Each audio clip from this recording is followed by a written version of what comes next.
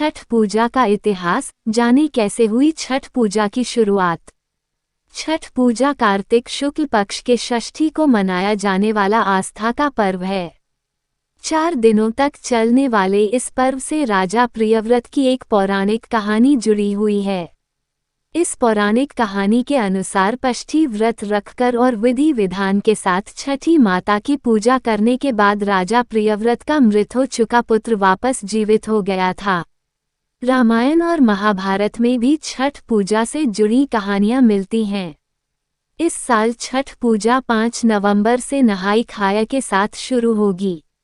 इसके बाद छठ पर्व 4 दिनों तक चलते हुए खरना, संध्या अर्घ्य, प्रातःकालीन अर्घ्य के साथ 8 नवंबर को समाप्त हो जाएगा। छठ पूजा की शुरुआत कैसे हुई, इसका जवाब हमें कई पौराणिक कहानियों में मिलता है। पौराणिक कहानियों के अनुसार त्रेता युग में माता सीता और द्वापर युग में द्रौपदी ने छठ पूजा व्रत रखकर सूर्यदेव को अर्घ्य दिया था। आइए विस्तार से जानते हैं छठ पूजा का इतिहास और छठ पूजा की शुरुआत की कहानी। छठ पूजा कार्तिक शुक्ल पक्ष के षष्ठी को मनाया जाने वाला आस्था का पर्व है। 4 दिनों तक चलने वाले इस पर्व से राजा प्रियव्रत की एक पौराणिक कहानी जुड़ी हुई है। इस पौराणिक कहानी के अनुसार षष्ठी व्रत रखकर और विधि विधान के साथ छठी माता की पूजा करने के बाद राजा प्रियव्रत का मृत हो चुका पुत्र वापस जीवित हो गया था।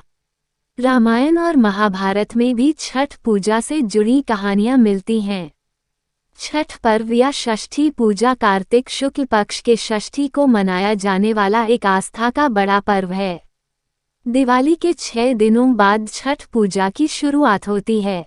इस साल छठ पूजा 5 नवंबर से नहाई खाया के साथ शुरू होगी।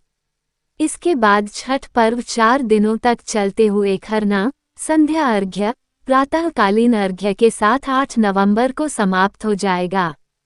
छठ पूजा की शुरुआत कैसे हुई, इसका जवाब हमें कई पौराणिक कहानियों में मिलता है। पौराणिक कहानियों के अनुसार त्रेता युग में माता सीता और द्वापर युग में द्रौपदी ने छठ पूजा व्रत रखकर सूर्यदेव को अर्घ्य दिया था।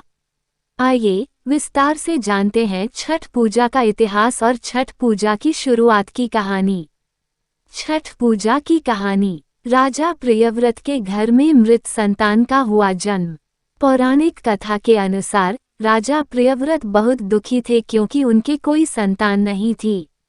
उन्होंने महर्षि कश्यप को अपनी समस्या बताई।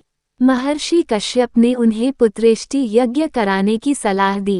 यज्ञ के दौरान आहुति के लिए बनाई गई खीर रानी मालिनी को खाने को दी गई। खीर खाने से रानी गर्भवती हुई और उन्होंने एक पुत्र को जन्म दिया, लेकिन दुर्भाग्य से बच्चा मृत पैदा हुआ। देवी षष्ठी की कृपा से प्राप्त हुआ पुत्र।